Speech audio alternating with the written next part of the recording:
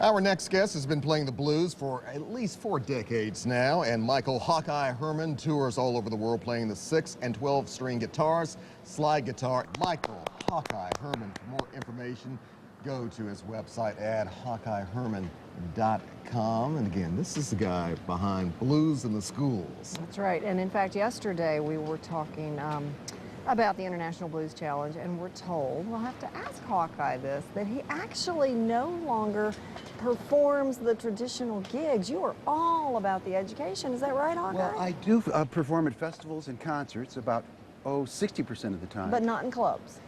Not in clubs anymore. I sort of graduated myself to festivals and concerts. Right.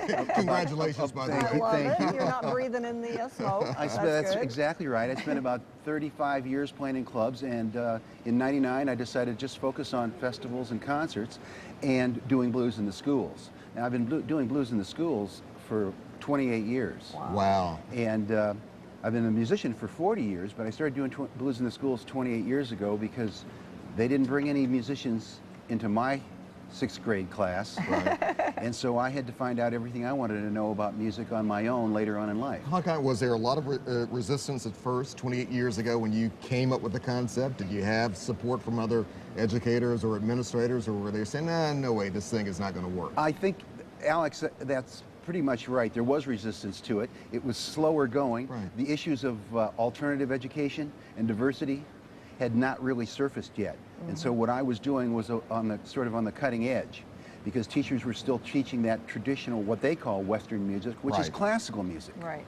And the truth of the matter is that the minute the kids leave the classroom, what they listen to, whether it's country, rap, bluegrass, rock and roll, blues, it has nothing to do with Western classical music. Right. Might have its roots in some of the theories and all that. That's right. You're right. And what about 28 years ago, the blues was nowhere on anyone's radar, unfortunately, here in the Delta, but it wasn't even getting respect here. No, that's true. How cool was it what kind of reaction did you get from the kids hearing this probably for the first time? Well, the wonderful thing about it is that the minute you walk into a classroom with a guitar, the kids are right there in the palm of your hand. They want to see and if the 3rd graders, I like to clear the room of the chairs and have the kids sit on the floor, and I'll tell the teacher the kids can sit as close as they want. And because I have a guitar, they'll come and sit just about on my shoes and look up, and they notice everything. As a matter of fact, they're so observant that I stopped wearing jewelry and watches because it distracts them from the message that I have to give. And I learned that over a period of time, that as an educator, if I like to wear a cuff bracelet that my wife gave me for Christmas, and I would say, are there any questions? And one of them would raise his hand and say, where did you get that bracelet? And I realized that whatever you can do to eliminate side ideas and can keep their focus on the music was fine, but the kids have always been right there. And can it make, Hawkeye, a huge difference there? Huge difference. Music in school. Oh, all diversity, and nowadays there's a new buzzword, and that's cross-curriculum.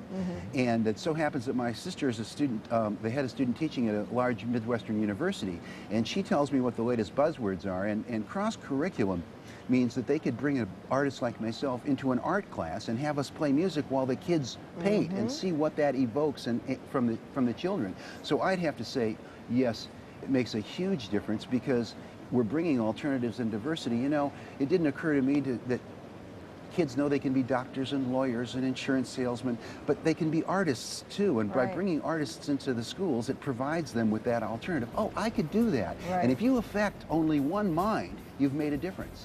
So they all love the music, but a few of them will say, gee, I really like that. I want to do that. And Hawkeye, you are making a huge difference. We appreciate you being here. Thank you. My pleasure. Thank you very much. You can make a huge difference by joining the Blues Foundation. Am I correct? Based right here in Memphis. Yeah, right on Union and Front Street.